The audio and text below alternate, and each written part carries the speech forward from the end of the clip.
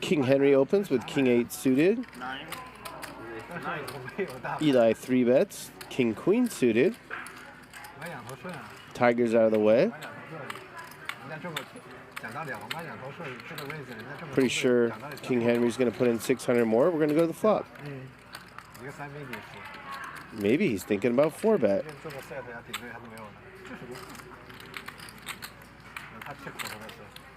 He is. This will not work.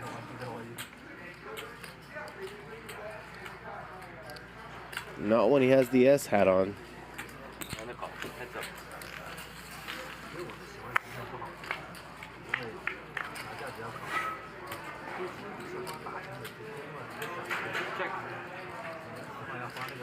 King Henry flops the best hand. He was in a lot of trouble with King 8 against King Queen. An 8 came out, no King or Queen, but Eli has a flush draw.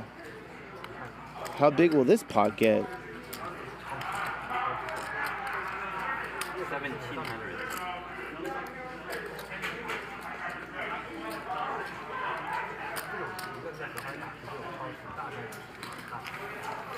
Poker in 2022, King 8 suited is a 4-betting hand, and it makes sense. Here we are. You know, we debated if Eli should even 3-bet pre-flop. It's totally fine to 3-bet this hand. Yeah. But you're deep, and it's a beautiful hand to see a flop with. It's fine to call as well. We figured Henry's hand plays decently well as a 4-bet. It's a hand that when you get this price from Eli pre-flop, you kind of have to continue when you're this deep in position.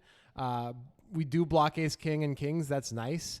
So maybe it's better to take the initiative the way that Henry did. Give yourself a lot more wins on the flop. And, you know, this hand can flop reasonably well with the suitedness. So I think it's fine. Yeah.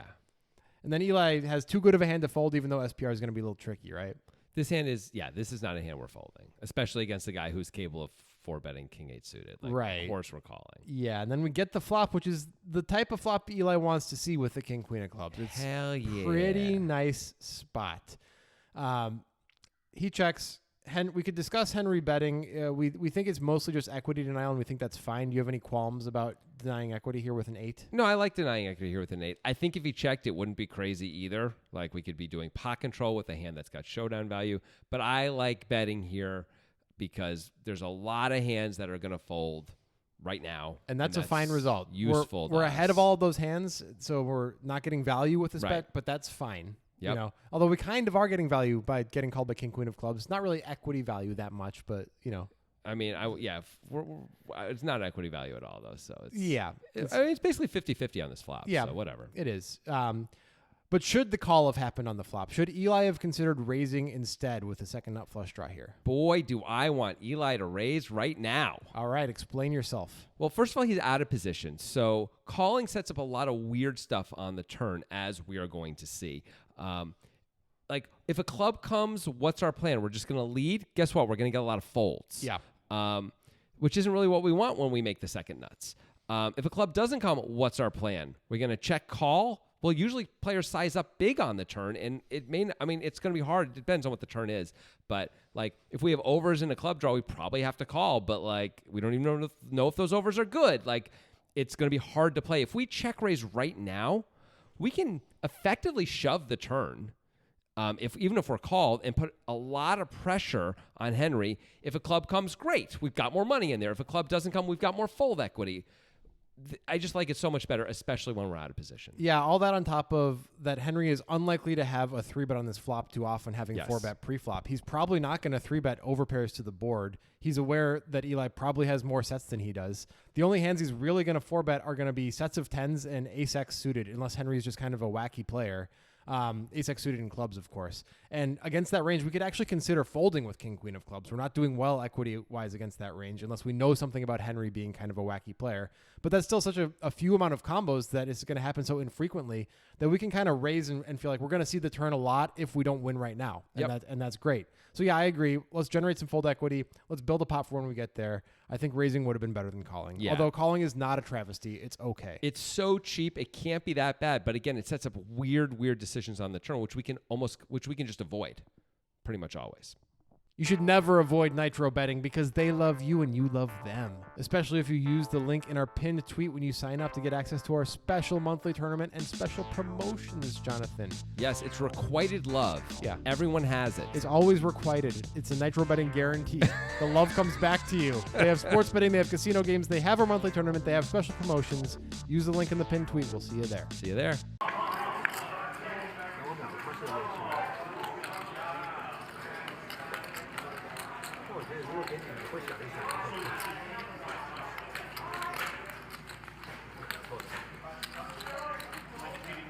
$3,400.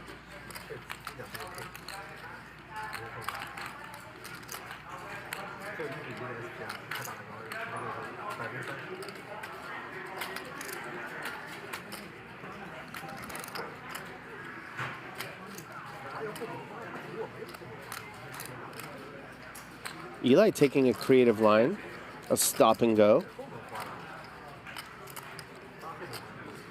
The king is not amused.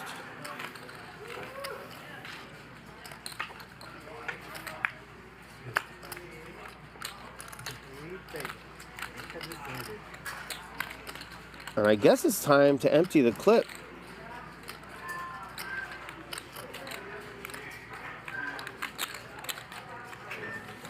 Here it comes. Half-size pot. 8,400. How do you call here with an 8? It would be an incredible call.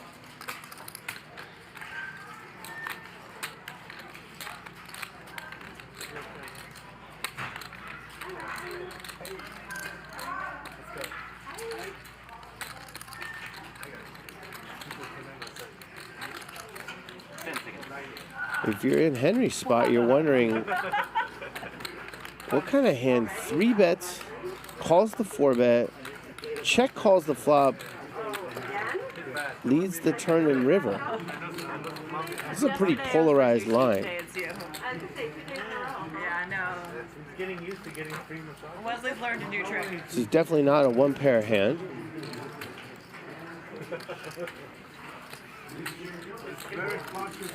This would be a fantastic call.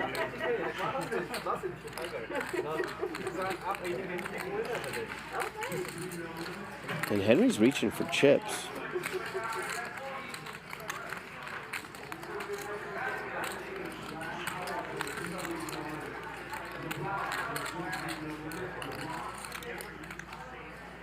Call of the night incoming. He's in the hand for, maybe 2 minutes?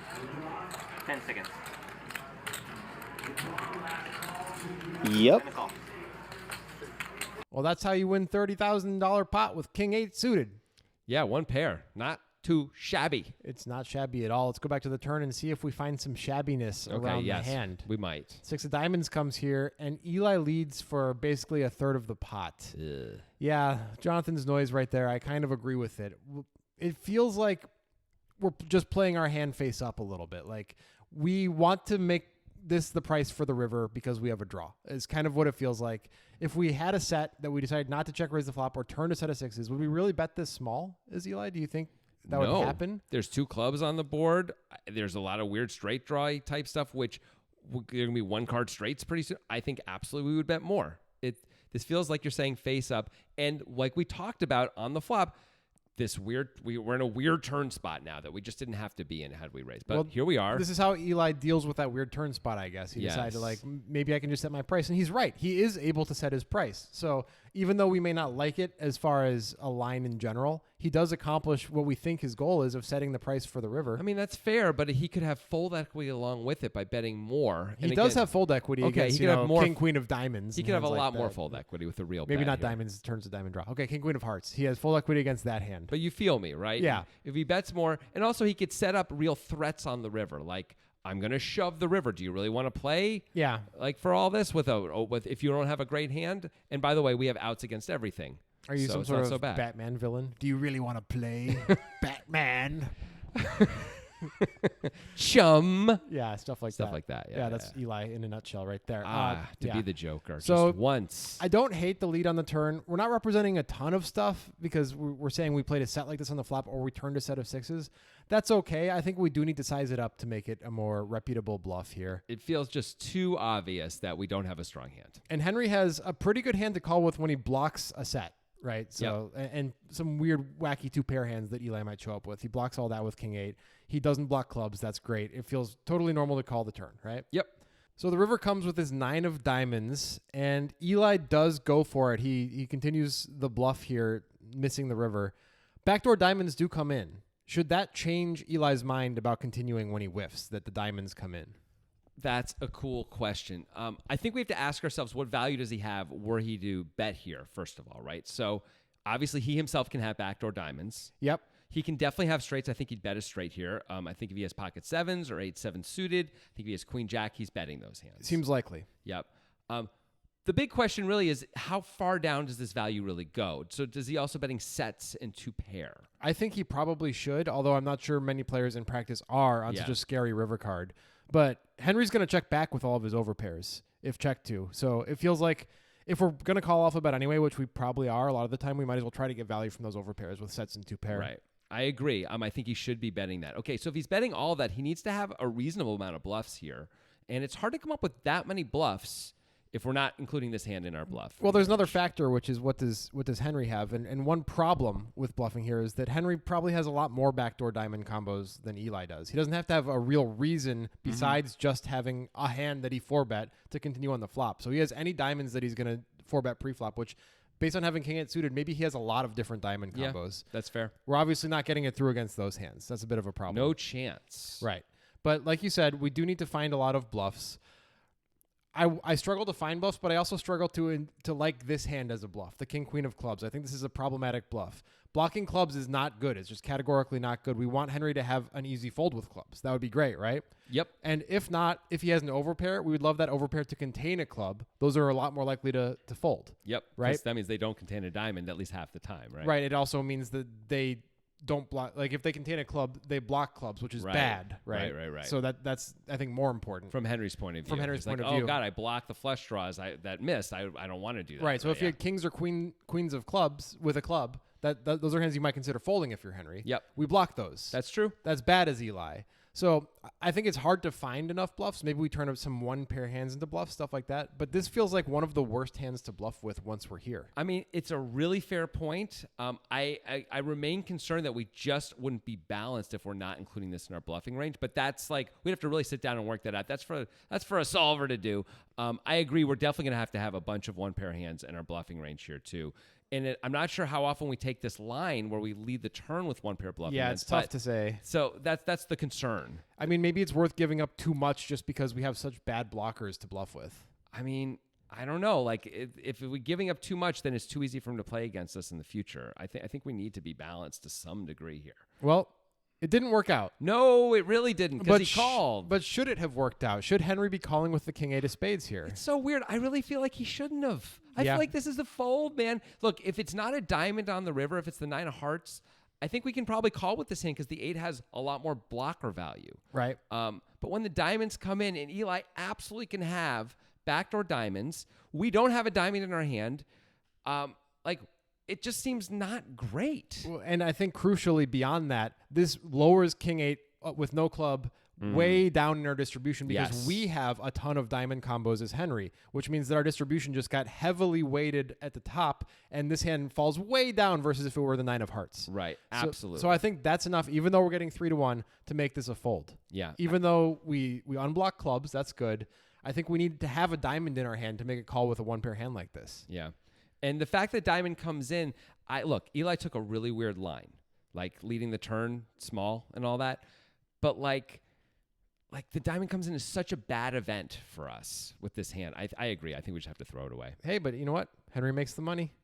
Good for him, man. King Henry. So we did not love the decision by Henry on the river to call. We were kind of split on whether Eli should bluff or not with this hand specifically, the king, queen of clubs. What do you think about these two decisions? Let us know in the comments. Grant really thinks this is a give up. I think you kind of have to bluff it myself. Weigh in. Weigh in on Discord because that's where the cool kids eat French fries and Pop-Tarts and all that stuff. There's a Discord link in the description. See you there.